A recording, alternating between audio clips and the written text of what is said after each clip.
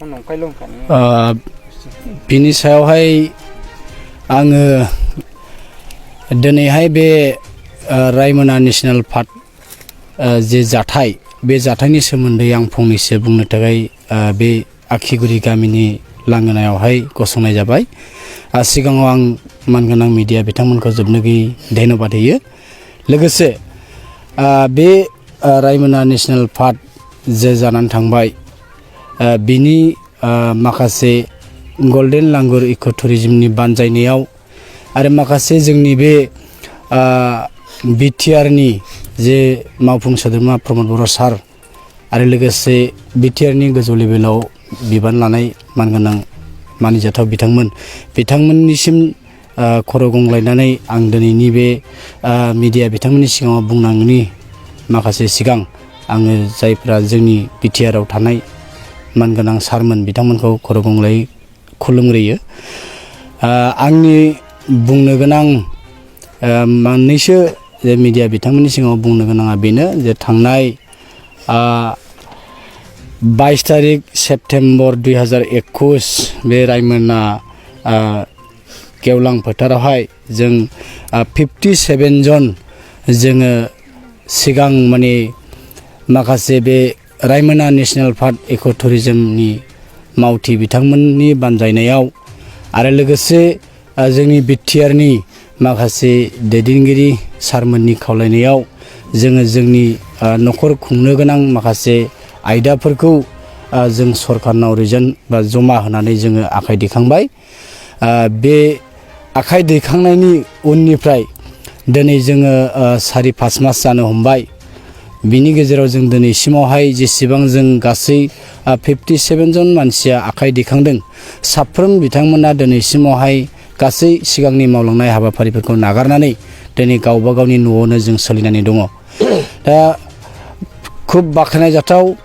जोंनि सारमोना जेरैबायदि बिथोन होदोंमोन जे बेयाव आखाइ दैखांनाय लोगोसे जोंनो 57 जन मानसिनो जोंनो 50,000 करि जोंनो होदों। बे खुब धन्यबाद आरो जों मोननो हाबाय। आरो बेजों लोगोसे जोंनो बिथांमोनानो माखासे आसा थिलांदोंमोन जे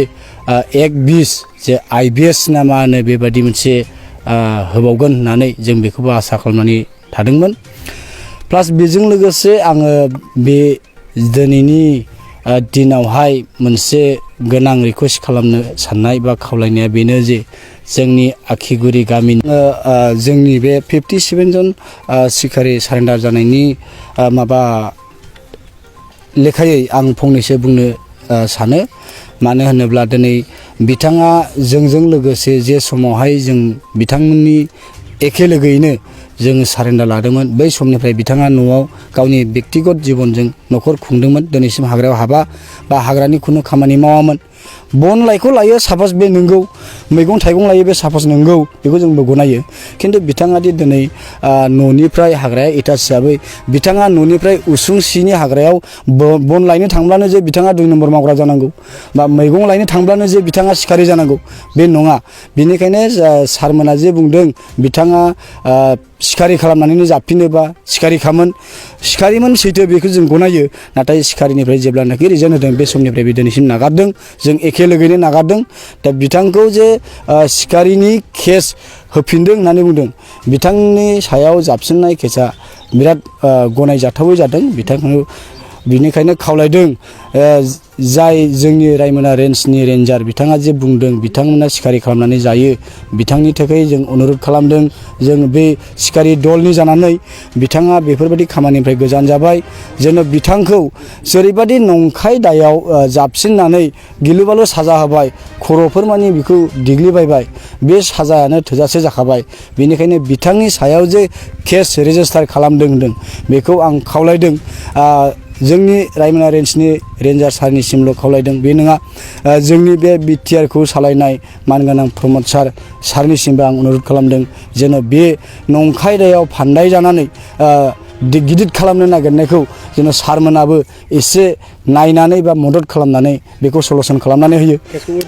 केसखौ उइद्र' खालामनानै होयो जों बेखौ खावलायदों अनुरद खालामदों आरो बेजों लोगोसे जोंनि हाग्रा बिफाननि जे EM जे रन्जित सारनिसिमबो गले गले खावलायनाय जेन' बे जाय मानसिया जेने अनन्त बसुमतारिया दिनै नोंथारियावहाय माने मोनसे नंगौ होननानै साजाय जानानै जे दिनैहाय सिखारि जाफिनबाय माबा मोनसे खालामफिनबाय जाफिनबाय बेफोरबायदि होननानै साजायनानै बुंफिनजानाय गासै नंखाय बाथ्राफोरखौहाय जेन' जोंनि रन्जित EM साराबो बेफोरखौ माने गनायाजासे नङै खालामना बा नङै जिनिसखौ नंगौ होनाजासे जेन' सारा बे अनन्त बसुमतारि बिथांनि सायाव माखासे केस फाइल जानायफोरखौ जेन' उइद्र' खालामनानै होयो आं बेखौ खावलायबाय आरो बेजों लोगोसे जेसेबां जोंनि BTRआव दैदेनगिरिफोर दं बिथांमोनखौबो आं खावलायदों आं अक्सिगुरिनि गावबुरा अनन्त बसुमतारिनि जुनै आं फंसे फंनै बिबुंथिखौ होनो गोसो जायो दा थांनाय 11 थारिख दिनावहाय अनन्त बसुमतारिया जाबाय हाग्रायाव मैगं लायनो थांदोंमोन अक्सिगुरिया गामिजों नांजाबनाय हाग्रायाव हाग्रानि मैगं जायाला जों दिना थांना थानो हाया बेनिखायनो मैगंखौ लायनो थांनायाव दिनै माने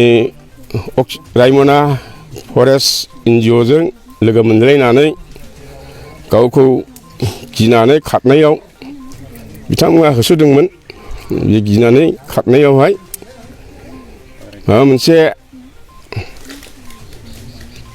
बिथांमोना अजद होदों दानदों होननानै दा बे दाननाया नङा ओरैनो माने बासिननायाव नांदों जानो हागौ दा बिनि जुनैहाय आं खावलायदों अनन्त बसुमतारिखौ बिथांमोना फरेस्टमेना मानि थाखाय होसोखो आरो मानि थाखाय बाग्रायबासि खालामखो होननानै फोरमायगोन जिनिसा बिसोरो बुंदों अजद होदों माने बियो दंफां दाननो थांदों होननानै खिन्थु बियो नंखाय जिनिसा जाबाय जोङो जाबाय गेसआ साबसे दङ गेस होनो जोंहा फैसा गैया बेनिखायनो बनजोंबो बबेबा न'खरा सोलिनानै दङ बेनिखायनो बे बनजों सोलिनाय न'खरा बन दाननो दा बेखायनो दंफां दाननो थांदों होननानै होसोदों बेयाव मोनसे बाग्रा बाग्रि खालामनायावहाय खुख्रिया नांदों जानो हागौ दा बेखौनो बिथांमोना अजद होदों केस होदों नायनानै दानदों होननानै खिन्थु बे नंखाय आरोखि बेनिखायनो बे नंखायखौ बुबायबो मोजाङैनो जखमबो जाबायबो जखम जानाय मानसिखौ आरो जोंनि बे BTR सरकारा बिनि सायाव केस होदों होननानै नारसिनदों दा बे केसखौ अननानै गरिब न'खरनि मानसि हारिजों हारि अनाब्ला सोर अनबावनो बिनिखायनो बे केस जाबसिननायखौ आं खावलायदों गावबुरा हिसाबैहाय जेन' बिथांमोना उइद्र' खालामफिनो आं बेखौनो खावलायबाय आंनि बुंनांगौआ दोनथ'बाय बिनो